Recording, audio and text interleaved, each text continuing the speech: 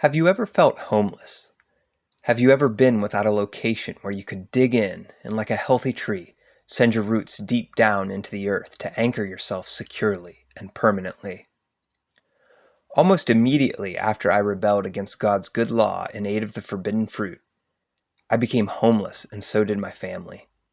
The house we were living in was owned by the church, and so when my sin was made public, we were given a few days to pack up and leave. My family would eventually find a house to call home, but it would be a long time before I would join them. I spent some years bouncing around after my fall deep into sin.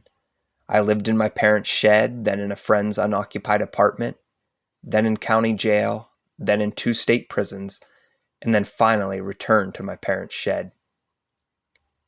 None of those places felt anything like home. Rebellion against God's law had led me far, far away from home. I experienced what is described in Genesis 4 when God told the murderer Cain, "You will be a restless wanderer on the earth." Like his parents before him, Cain had sinned. He had, in his own way, eaten the forbidden fruit and contracted the horrible sickness that follows. When God told Cain of sin's consequence, he immediately cried out, "My punishment is more than I can bear. Today you are driving me from the land, and I'll be hidden from your presence. I'll be a restless wanderer on the earth." Cain may have been a sinner and a murderer at that, but he was not stupid. He was overwhelmed at the severity of the consequences of his sin.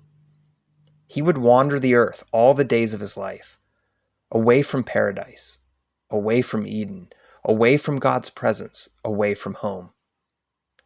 To some extent, are we not all like Cain?